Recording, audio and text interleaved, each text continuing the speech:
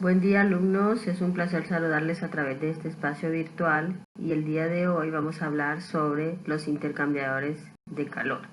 Mi nombre es María Mejía y es un gusto poder compartir este espacio con ustedes.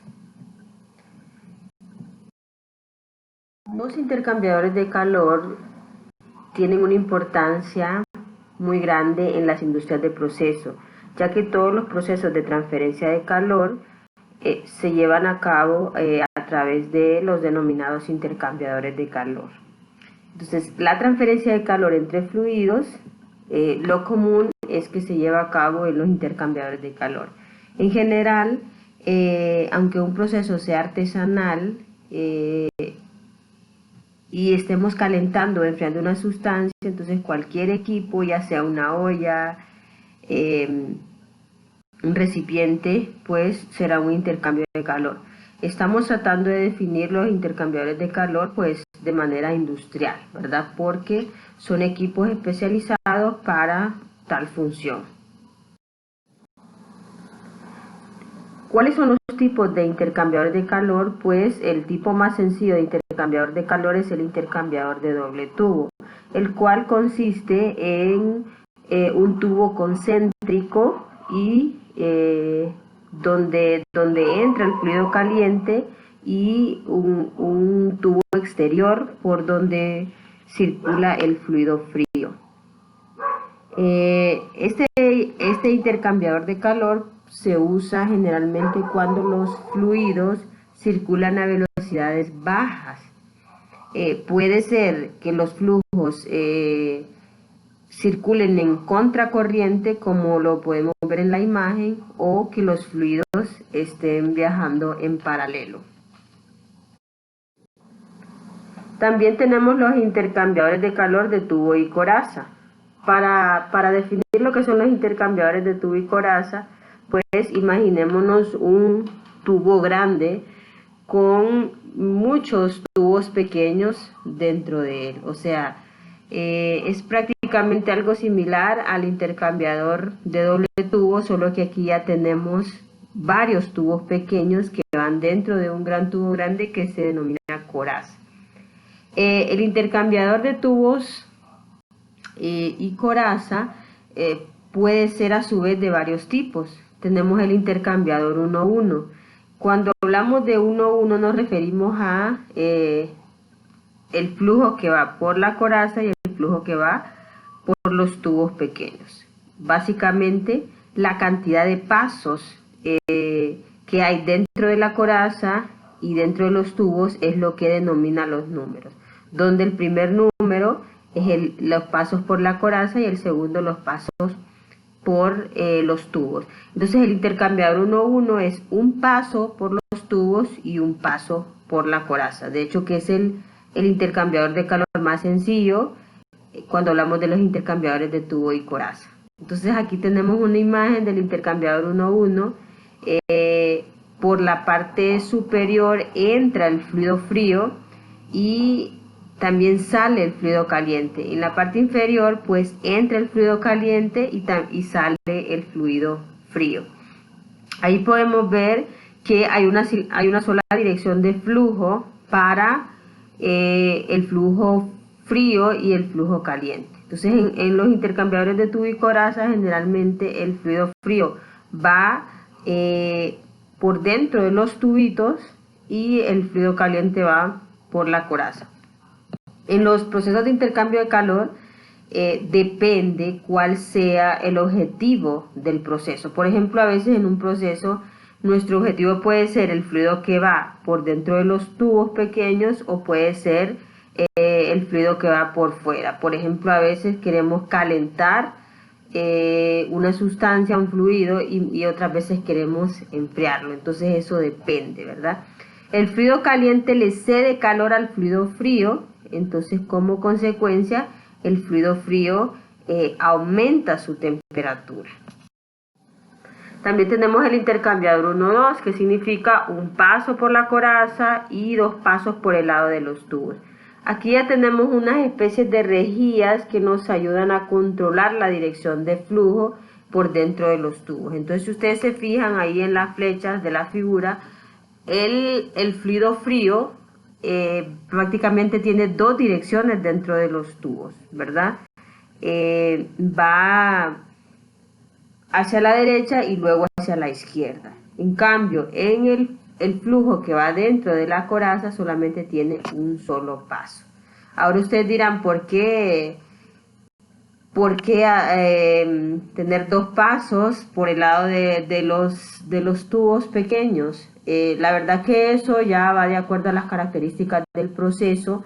Por ejemplo, si nosotros queremos lograr una mayor temperatura, una mayor ganancia de temperatura, una mayor transferencia de energía, entonces generalmente le damos varios pasos a los flujos. Entonces, entre más pasos haya en los flujos, ya sea por los tubos o por la coraza, más eficiente se vuelve el proceso. Eso va a depender de qué temperaturas queremos lograr, así serán el número de pasos dentro de los intercambiadores de calor. Eso tiene que ver bastante, no hay como una regla en la que se pueda generalizar, porque tiene mucho que ver con las características del proceso, que eso nos va a decir qué temperatura y cómo definimos las temperaturas muchas veces, pues de acuerdo a la sensibilidad que tienen los fluidos a perder características nutricionales al someterlos a temperatura, etcétera. También tenemos el intercambiador 1-4, que es un paso por la coraza y 4 pasos por el lado de los tubos. Entonces, como les decía, esto va dependiendo de qué es lo que queremos. También podemos aumentar el número de pasos en el lado de la coraza, y así tenemos, por ejemplo, el intercambiador 2-4, que son 2 pasos por el lado de la coraza y 4 pasos por el lado de los tubos. Así, en los intercambiadores de tubo y coraza, nosotros podemos tener mayor número de pasos tanto por el lado de la coraza como por el lado de los tubos. Eso va a depender, como les decía, las características del proceso y qué es lo que queremos lograr. También tenemos otros tipos de intercambiadores de calor, como el intercambiador de flujo cruzado, que es cuando se quiere enfriar o calentar un gas como el aire. Entonces el gas va por fuera y el fluido con que lo estamos calentando o enfriando va por dentro de los tubitos. También tenemos los intercambiadores de placas, que son bastante utilizados, por ejemplo, en la industria láctea, etcétera. Entonces, hablando de equipo de transferencia de calor, pues tenemos una variedad de equipos. De hecho, que estoy mencionando aquí los más comunes, porque hay más. Hay equipos que se diseñan exclusivamente para un proceso X, ¿verdad? Es decir que, por ejemplo, en el proceso de industria de la caña hay equipos que se han diseñado específicamente para el proceso de industrialización de la caña. Entonces, así, en otras industrias hay equipos bastante especializados en lo que es el tema de intercambio de calor. Mencionada, que es la diferencia de temperatura media logarítmica, y no hay que hacer ninguna corrección. Se ha identificado experimentalmente, o los investigadores pues identificaron que cuando se calculaba la diferencia de temperatura teórica y se comparaba con la realidad, pues había una discrepancia. Entonces, experimentalmente se fue midiendo las temperaturas reales versus las teóricas, y eso condujo a generar una serie de gráficas que lo que nos hacen es calcular el factor de corrección para la temperatura. Entonces, aquí tenemos ya las temperaturas con las nomenclaturas antes mencionadas. Para poder calcular el factor de corrección para la diferencia de temperatura, vamos a calcular dos factores adimensionales que los vamos a llamar Z y Y. Z lo vamos a calcular como la diferencia de temperatura en el fluido caliente y sobre la diferencia de temperatura en el fluido frío. Y Y será la diferencia de temperatura en el fluido frío sobre la diferencia de temperatura en el fluido caliente. Bien, entonces, si ustedes se fijan, estos dos dos números son adimensionales porque no tendrán unidades. Simple y sencillamente nos van a servir para ubicarnos en la gráfica que se generó de manera experimental al ver la discrepancia en las... Aquí tenemos la gráfica para calcular el factor de corrección en un intercambiador 1,2, ubicándonos con los valores de Z y Y. Entonces ahí, si tenemos por ejemplo un valor para Z de 2 y para Y de 0.35 por ejemplo, entonces hacemos una vertical hasta tocar la curva de Z y eso nos daría el valor de FT, que sería el valor del factor de corrección. Ese factor de corrección lo vamos a multiplicar por la diferencia de temperatura media logarítmica y eso nos daría la caída de temperatura real en el intercambiador de calor, ¿verdad?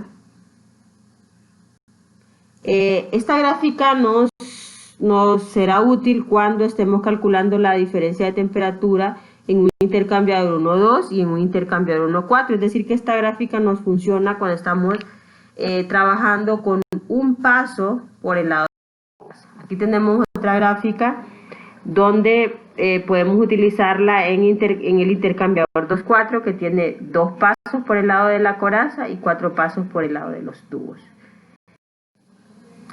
Espero que el video sea de mucha utilidad. Nos vemos hasta la próxima en otro video donde vamos a resolver un ejercicio donde podamos utilizar las fórmulas antes mencionadas. Nos vemos hasta la próxima. Saludos.